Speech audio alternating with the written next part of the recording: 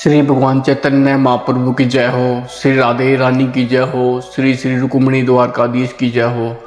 श्री चैतन्य महाप्रभु के जीवन का भाग 7 इसमें है सार्वभौम भट्टाचार्य के घर पर महाप्रभु।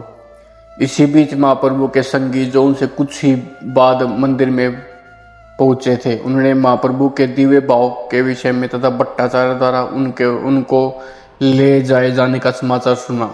यात्रीगण अब भी मंदिर में इस घटना के बारे में आपस में गपशप कर रहे थे, किंतु संयोगवश इस यात्रियों में से एक गोपीनाथ आचार्य को मिल चुका था और गदाधर पंडित गोपीनाथ आचार्य को जानते थे।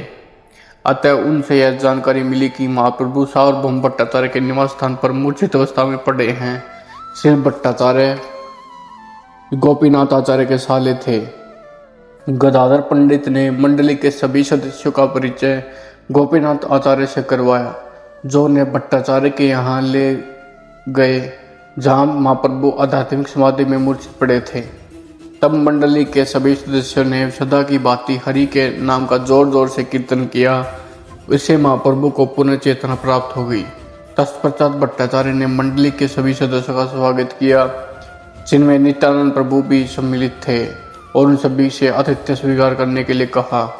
तब महाप्रभु सहित मंडली समुद्र में स्नान करने गई और भट्टाचार्य ने काशी मिश्र के घर में उनके रहने तथा भोजन की व्यवस्था कर दी। उनके बहनोई गोपीनाथ आचार्य ने भी मदद की। उन साले बहनोई दोनों में महाप्रभु की दिव्यता को लेकर मैत्रीपूर्ण बातें होती रही, और गोपीनाथ आचार्य ने अपने पूर्व परिचय के कारण अपने तर्क को स्थापित करना चाहा कि महाप्रभु स्वयं श्री भगवान हैं, और आचार्य भट्टाचार्य ने उनके एक महान भक्त सिद्ध करना चाहा। शास्त्रों की दृष्टि से दोनों अपने अपने तर्क देते रहे। वे किसी भावुकता से प्रेरित नहीं थे। ईश्वर के अवतारों को प्रामाणिक शास्त्रों के आधार पर निश्चित किया जाता है, न कि मूर्ख सिर्फ रोग के जनमतों से। भगवान श्री चैतन्य ईश्वर के वास्तविक अवतार थे, किंतु सिर्फ ने इस युग के शास्त्रों का हवाला दिए बिना ही अनेक तथाकथित ईश्वर अवतार की घोषणा कर दी है। लेकिन सार्वभौम भट्टाचार्य या गोपीनाथ आचार्य ऐसी मूर्खतापूर्ण भावुकता से प्रेरित नहीं थे। उनके विपरीत इन दोनों ने उनकी दिव्यता को प्रामाणिक शास्त्रों के बल पर स्थापित करने या आविष्कार करने का प्रयत्न किया।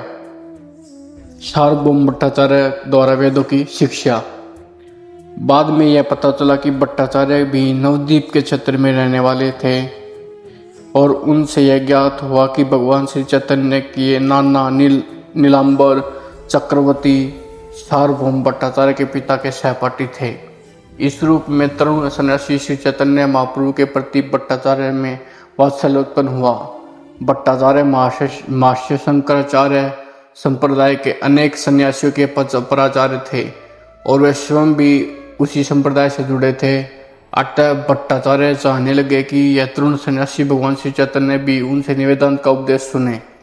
शंकर संप्रदाय के अनुयायियों को सामान्य रूप से वेदांती कहा जाता है, लेकिन इसका अर्थ यह नहीं कि वेदांत अध्ययन पर शंकर संप्रदाय का एकाधिकार है। वेदांत का अध्ययन सारे पारमाणिक संप्रदाय द्वारा किया जाता है, किंतु अपनी अपनी व्याख्या है। लेकिन शंकर संप्रदाय वाले सामान्यतः वेदांती वैष्णव के बारे में अनजान रहते हैं, इसलिए वैष्णवों ने रचयिता को सर्वप्रथम भक्ति वेदांत उपाधि से विभूषित किया। महाप्रभु ने भट्टाचार्य से वेदांत पर शिक्षा ग्रहण करनी स्वीकार कर ली। वे दोनों भगवान जगन्नाथ के मंदिर में साथ साथ बैठे। भट्टाचार्य 7 दिनों तक लगातार बोलते रहे, और महाप्रभु पूरे ध्यान से उन्हें सुनते रहे, लेकिन उन्होंने कुछ प्रतिभाव नहीं दिया। महाप्रभु की चुप्पी से भट्टाचार्य के मन में कुछ संदेह उत्पन्न कर दिया। अतः उन्होंने पूछा कि महाप्रभु ने उनकी वेदांत व्याख्या के विषय में कोई प्रश्न क्यों नहीं किया या कोई टिप्पणी क्यों नहीं की। वेदांत सूत्र की महाप्रभु की द्वारा दी गई व्याख्या। महाप्रभु तो भट्टाचार्य के समक्ष अपने को मूर्ख विद्यार्थी बनाए रहे, और ऐसा सवाल किया कि वे उनसे वेदांत इसलिए सुन रहे हैं क्योंकि भट्टाचार्य का मानना था कि यह सन्यासी का धर्म है।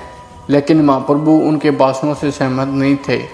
उसमें भगवान ने इंगित किया कि कोई चाहे शंकर संप्रदाय के तथाकथित वेदांती हो या किसी अन्य संप्रदाय के जो श्री व्यासदेव के आदेशों का पालन नहीं करते, वे वेदांत की यंत्रवत विद्यार्थी हैं। वे इस महान ज्ञान से पूर्ण रूप से अवगत नहीं होते। वेदांत सूत्र की व्याख्या व्यासदेव ने स्वयं श्रीमद् भागवत के मूल पाठ में दे दी है। जिससे भागवत का ज्ञान नहीं है, वह कठिनाई से ही समझ पाएगा कि वेदांत का मर्म क्या है। भट्टाचार्य बहुश्रुत विद्वान होने के कारण लोकप्रिय वेदांतियों पर महाप्रभु के व्यंग्यात्मक आक्षेप को समझ गए। अतः उन्होंने पूछा कि यदि कोई बात समझ में नहीं आती तो पूछते क्यों नहीं। भट्टाचार्य उनके इतने दिन तक मौन रहने का प्रयोजन समझ गए। उसे स्पष्ट हो गया कि महाप्रभु के मन में कुछ और था। अतः भट्टाचार्य ने उनसे प्रार्थना की कि वे अपने मन की बात प्रकट कर दें। तथाकथित वेदांतों द्वारा वेदांत सूत्र का अप्रत्यक्ष अर्थघटन।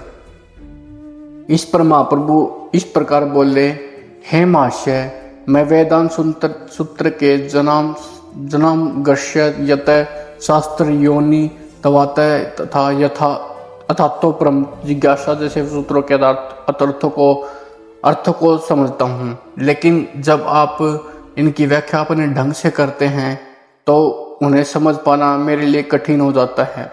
सूत्रों का प्रयोजन पहले से उन्हें वर्णित है, लेकिन आपकी व्याख्या उन्हें किसी और बात से प्रच्छन्न कर देती है।